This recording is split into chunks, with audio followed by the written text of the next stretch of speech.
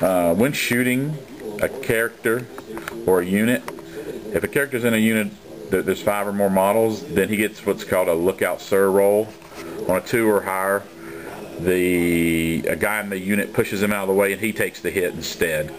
So and here's something, once there's 4 guys like there is here, then you have to allocate wounds. If there was a character in there, he would no longer be safe. So that's just something to think about once you get units down real small.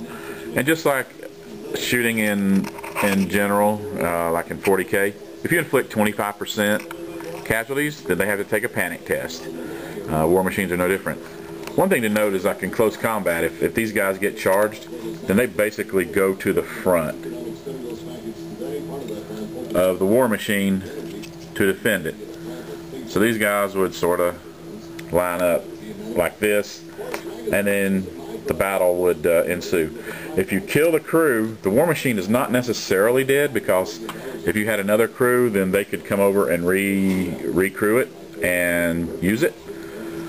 But that's often not, it doesn't happen real often, but it is a possibility. Okay, remember that archers can stand and shoot when somebody charges them, get that parting shot before they go into close combat. War machines don't have that ability, so that's a good thing actually. War machines can inflict enough damage without having that little extra. Alright guys, one little last tidbit. War machines, unlike regular shooting, in shooting in 40K, typically one shot, and it's just cool. It does 1 wound. Well, these guys, there's no insta kill in fantasy. Most war machines do D3, which is take a 6-sider and divide it by 2. You guys know how to do that. Or D6 wounds. That's how you kill off big uber characters like dragons, and how you kill off characters and stuff.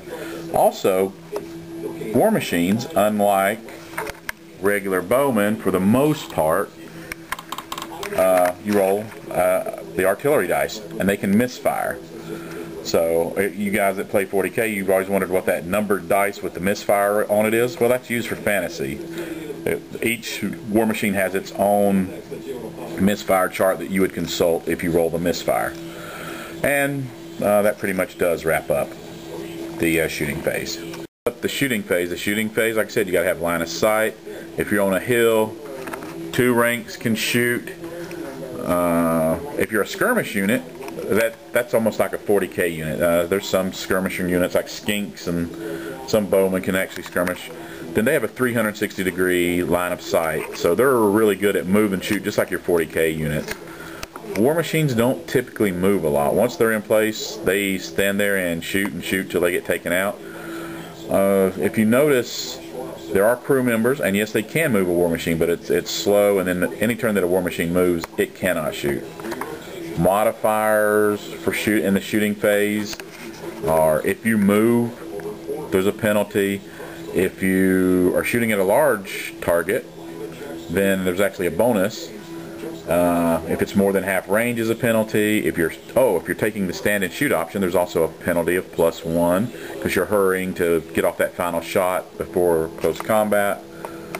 Whether you're in cover is a penalty. So that's just a little recap. I hope you enjoyed the shooting phase. It's not as complex as the magic phase or the movement phase. The next thing we'll talk about is the close combat phase, and that one will be definitely multi-parts.